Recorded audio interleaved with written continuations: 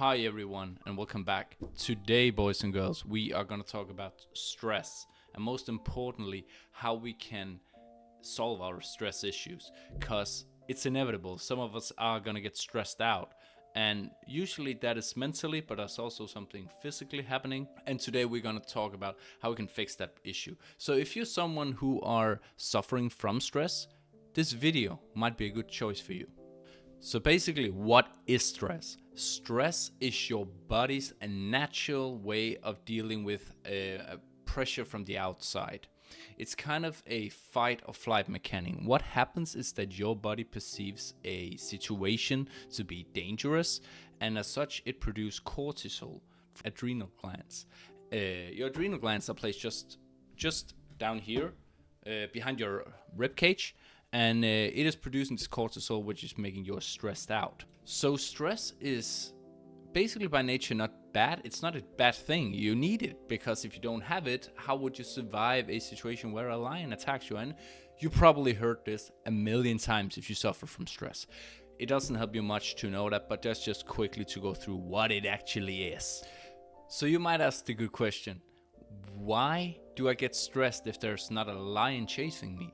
Well, in our modern day, this is my take on it anyway, we are so alerted. We have our phone, our computer, our jobs, our kids like me. You have your girlfriend or boyfriend. You have you have activities you want to partake in. You want to read a book. You want to earn more money. You want to do. You want to learn some kind of sport. It's just messed out. We have insane amount of FOMO, and this all comes together and produces stress. Now, it not be a physical stress or a physical threat, but it is a mental threat. It's a FOMO. It's fear of missing out on what's going on in the world, and we feel that we are aging, and we feel like every minute should be spent on work hard, play hard, and we gotta grind 24/7 if we want to achieve anything. And for most of us, we would like a life where we can work as little as possible and do the things we enjoy the most. And stress in small dosages is actually good for us. It keeps us up. It keeps us alert. We are more productive. We are more focused. We are spending much more energy on our brain. Our prefrontal cortex is in overdrive, and that's a good thing for very short times of burst where you need it. But the bad things happen when we are in constant stress. Because when we are constantly stressed, our body reacts in a very negative way, because cortisol actually seems to have a very big negative impact on our overall health. Because in the long run, what cortisol does is actually increase our blood pressure, and it also work on our liver and on our kidneys. It also causes diabetes, and it can break down cells on a cellular level.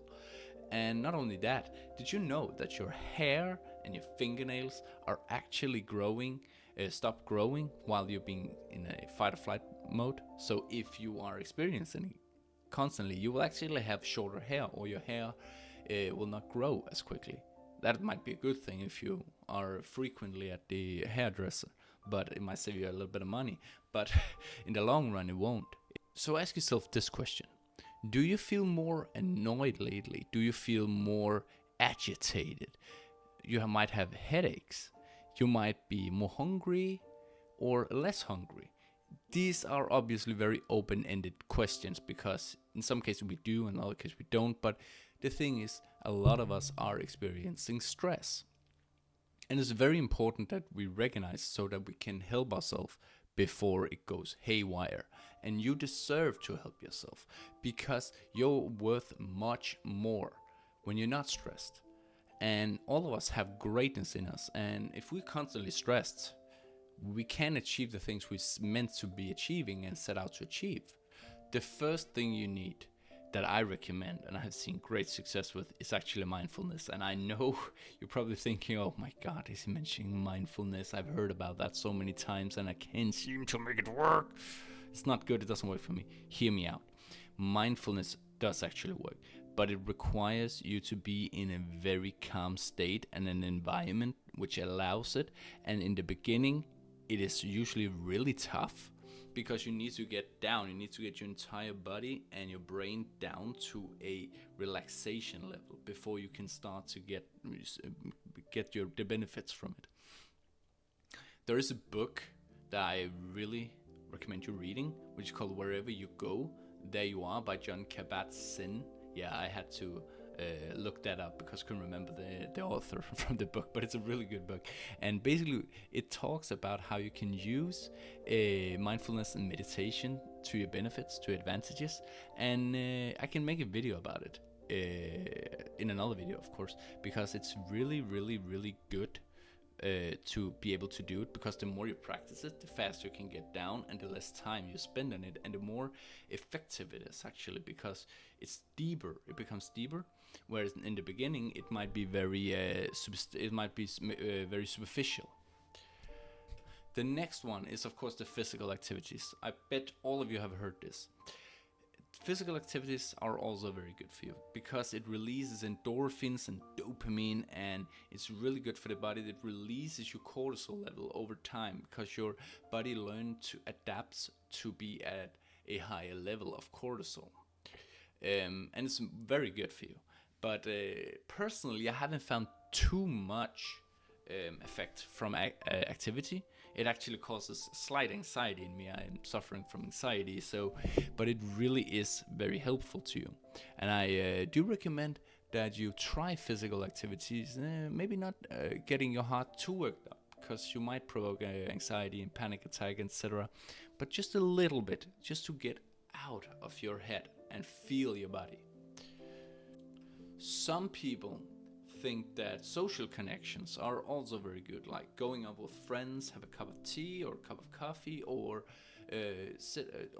whatever. Sit and talk with your friends about your issues, about your problem. But to me, it doesn't really work. I'm a very introverted guy, and I usually find solitude to be the best helper for getting my cortisol removed and to stress it down.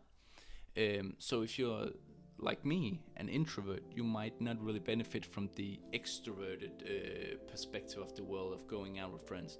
No, then you sit down with a book or nothing at all, and you just calm down. And this leads me to the next. In this world, we are being told constantly that we should embrace the grind, and we should grind 24/7. And it's also important that you do your studies, you get a job, and then you have a side hustle. Yeah, you got to do all of these things. Not only that, you also want a family. You also want to make some money. You also want to have time for yourself, because you can't do that. Here's the thing. Here's the issue in all of that, is that you don't have the time for it. You have 24 hours. We all do in our daily lives. And usually 8 hours of them are spent on sleeping. And I don't believe those who say that just sleep less because your body needs it. I have tried it and it has never worked for me. I'm a person who needs approximately 9 hours of sleep, sometimes 10 hours of sleep, and to some it might sound very extreme, but that's just the way I function. If I get less than that, which I have because I've had kids, well, I don't function as well. I have learned to function well on it, but I can definitely feel a difference in my daily energy and fluctuation throughout the day. And it doesn't help that I drink energy drinks. I'm boosted by that. It's not that good. But the thing is, you should not grind every day, and you should not grind hard, work hard, play hard mentality. Forget about it. It doesn't work in the real world. You know what works? What works is that you have a solid plan. You want to do something, and you list it out, you map it out, and you make sure that you do these things before you go to bed that day. And it's very, very simple, and it almost sounds too simple, but I can guarantee you this works way better. But you also need to allow yourself to get rest. You don't want to keep going, because you will burn out in both ends. Trust me, I have tried it. I have seen it on my friends and family. They burn out and it doesn't work. So in the long term, they're actually losing out, even though in the shorter term, they might feel like they're winning because, hey, I can do double work now. But you can only sustain it for maybe 6 months, and then you're burned out for the next 2 years. Don't do it. Keep a solid plan that is according to your energy and stress level, and keep at it. Okay, you don't have time for a business. Well, maybe you do.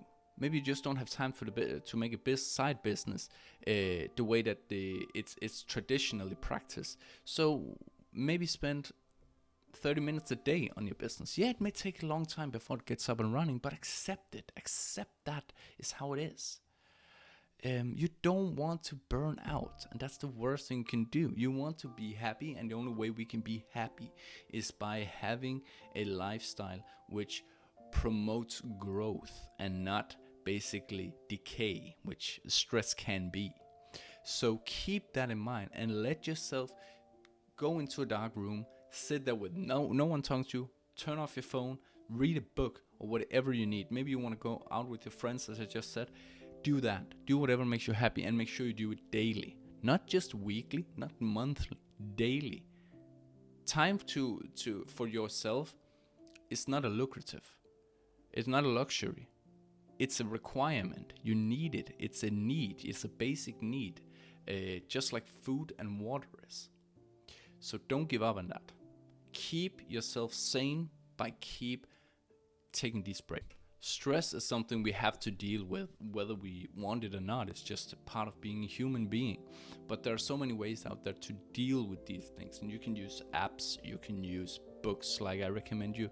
But it's most important is figuring out what works for you.